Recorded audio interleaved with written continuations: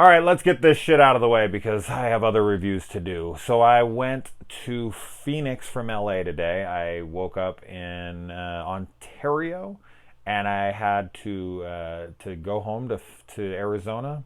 And my kids live in Phoenix, but they were also in California, but not with me. And I wanted to see them because today is their birthday. Happy birthday, Princess Angel Faces. And I wanted to see them, but they were way behind me. So I got to town and was like, all right, I got hours to kill. I needed to kill like 3 hours before they were going to get to me. Maybe even more, to be honest. And so I went to like the record store, and I went and I got food, and then I was like, shit, I still have like 2 hours to kill.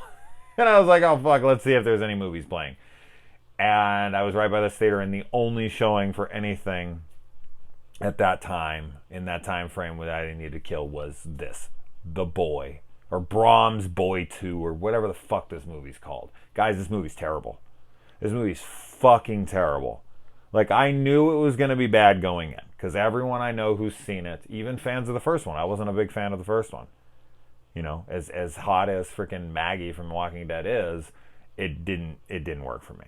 A lot of people disagree with me on this, and they were big fans of the first one, fine. But every person I know who was a big fan of the first one, or liked the first one, or could tolerate the first one, I didn't hate the first one, but I didn't like it. I fucking hated this movie, so that is different. I also was in the theater by myself, 100% by myself. So I was like running around in the theater. I even made a video of me like in the theater, like flipping the fucking screen off towards the end because the movie was so bad, and then it got even worse after I had filmed that. But I kept switching seats in the theater to try to see if I could like get a better situation, not to change the movie at all, but just to kind of like play around in the theater. I was paying attention, I swear to God. People are, oh, he's probably not paying attention. 100% I was paying attention. I was just moving from seat to seat while watching the screen and just seeing if like I liked this seat better or this seat better, or like close up or far back. It was kind of an experiment that I've never really gotten to do all in one sitting. Usually I've sat in the back and I've sat in the front for sure, but I've never like compared them all in one viewing. So that was what was entertaining me and keeping me going, and because there was no one in there, I could do that. And that's the first movie I've ever seen in my life where not one single other person did not come in the entire experience. So, I mean, it's hard. Like, I keep talking about other things, but it's because I don't really want to talk about this movie. It's terrible. It really is. It's not only generic as humanly fucking possible, and it features a dream within a dream sequence scare. Oh my God, I can't stand dream scares.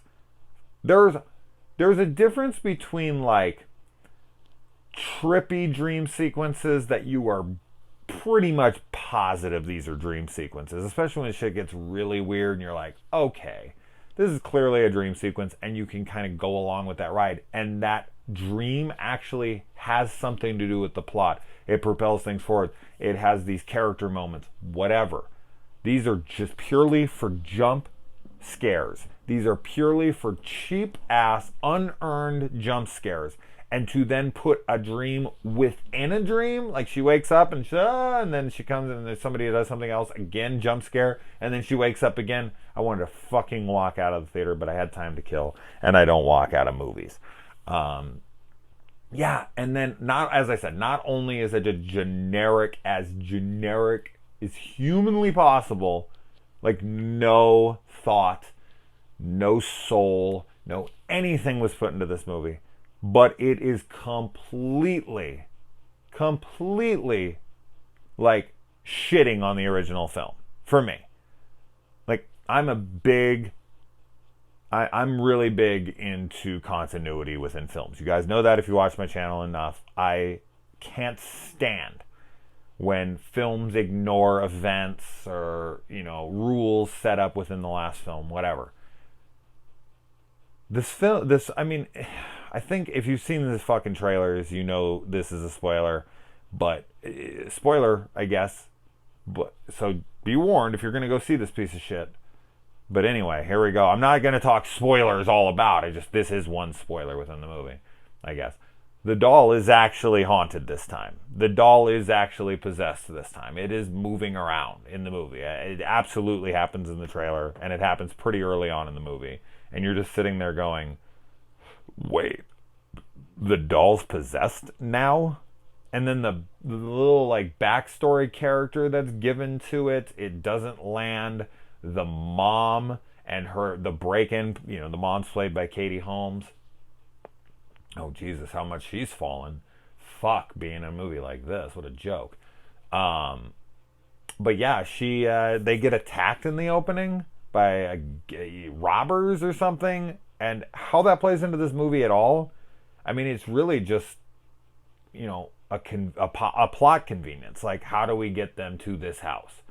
Oh, well, they have a break-in and they want to leave. Okay, but then it continues to keep playing, and I guess that's supposed to speak to her mental state at the time, and to add jump scares and to add tension and all, but it amounted to nothing.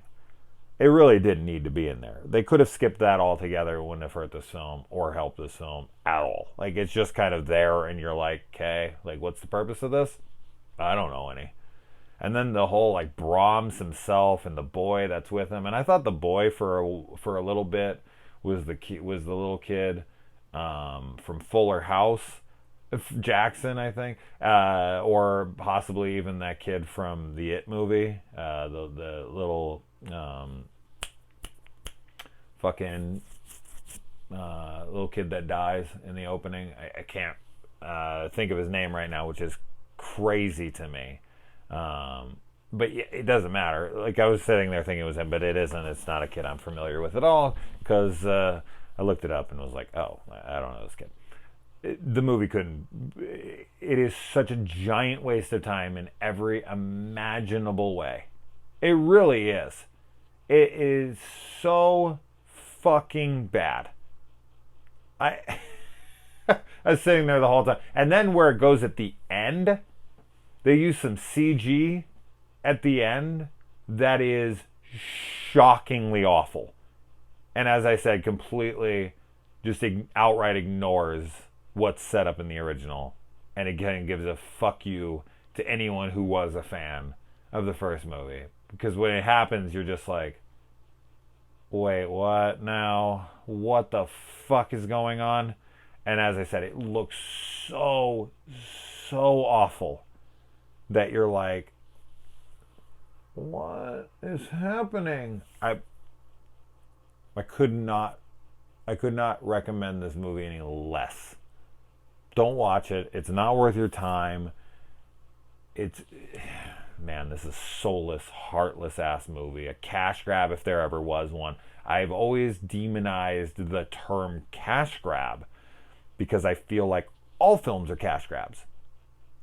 Producers give money to films so that they'll make money. Like, that's the point of them. They're all cash grabs to somebody. But then a film like this comes out and it makes me rethink that term and think, okay, this right here would be the epitome of a cash grab. Because for a cash grab for me, and this might be what it is for other people as well, and I'm probably just being, a little too literal on that, but regardless, this is a film that doesn't even bother trying in any way, shape, or form. The only thing I can say is it looks like a feature film. Like, some of the behind the scenes stuff, it's generic, like stock shit. There's not one interesting shot in the movie. There's not one interesting decision in the movie. It's just the actual, like, look of the movie looks cinematic and higher budgeted. That's legitimately the only good thing I can say about the entire film. I don't give a fuck about any of the characters. I don't fucking give a shit about anything happening in the movie. In fact, I care less than. I'm actually angered by what's going on because there's nothing going on. And they're considering this a sequel. And you could blame this on this or that and be like, oh, well, it was cash grabbing this and that. They just hired some random person to come in and make... Oh, no. They got the original dude back to make this movie. How is that possible? I didn't care for the first one, so I don't really have much faith in the dude anyway, but regardless, the first one is a fucking masterpiece compared to this piece of shit. So I can't honestly think of anyone enjoying this movie. I just don't get it. Like, I didn't even give a plot synopsis. I've already been talking for 10 minutes. I'm done with this fucking movie. But yeah. So there you go. Fuck it. Don't watch it.